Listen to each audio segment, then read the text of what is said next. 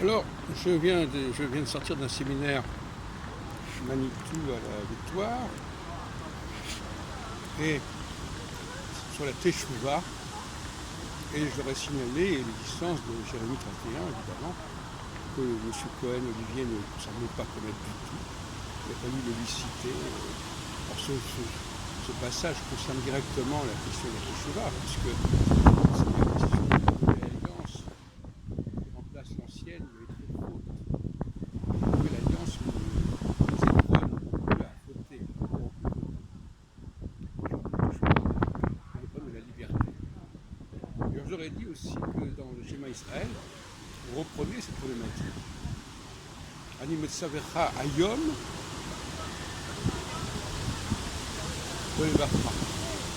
C'est-à-dire, c'est une expression très étrange qui est souvent mal traduite. Parce que metzavecha, ça veut dire que je t'importe.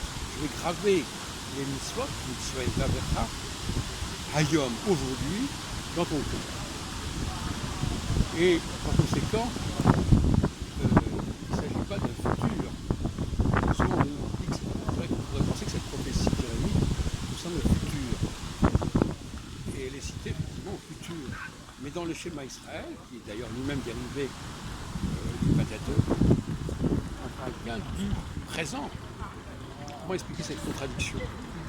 C'est assez facile à comprendre, parce qu'il s'agit en fin de compte d'une sorte de texte prophétique qui constitue un corpus que j'ai d'ailleurs beaucoup étudié dans ma thèse d'État, le texte prophétique en France, que j'ai soutenu à Paris 10 en 1999. Donc, on peut penser que la prophétie de Jérémie, en réalité, elle ne concerne pas le futur. Elle concerne un futur qui appartient au passé. C'est-à-dire, c'était au passé qu'on a fait cette prophétie qui est déjà réalisée. Mais ce que je veux dire, c'est que si on prend une prophétie ancienne, qui se dit au futur, comme elle est ancienne, en fin de compte, elle est déjà en cours. Et pour moi, le schéma Israël parle d'une prophétie où on va graver les commandements dans le cœur des Hébreux, et c'est marqué aujourd'hui. C'est pas demain, mais effectivement, dans la prophétie de Jérémie, on a l'impression que c'est plus tard. Alors ça nous pose des questions extrêmement graves, à savoir que finalement, ces textes prophétiques sont peut-être beaucoup plus anciens qu'on ne le croit. Ça vaut aussi d'ailleurs pour toute la pratique du Nouveau Testament. On récupère, on recycle indéfiniment des textes prophétiques qui appartiennent déjà à un passé très ancien et qu'on nous présente tels quels, alors qu'ils sont tout à fait hors décalés du point de vue de leur contexte. On nous présente un texte prophétique, mais qui finalement était prophétique en son temps. Par conséquent, ça nous invite à une relecture de tous ces textes de la Bible, qui en réalité nous renvoient probablement à un passé beaucoup plus ancien que celui qui est narré ici. Et par conséquent,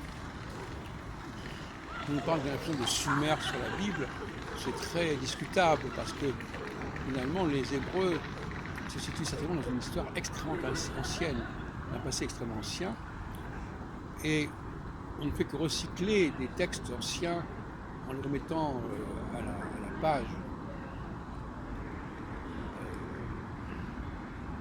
Et ça nous renvoie à l'astrologie, et ça nous renvoie à l'échelle des âges, parce que les mitzvot dont on parle, ce ne sont pas les mitzvot des 10 commandements du décalogue. Ce sont les mitzvot de l'astrologie qui concernent les bonnes et les mauvaises périodes. Les mauvaises périodes, c'est les périodes où il y a la tentation du mal. Voilà, c'est bien.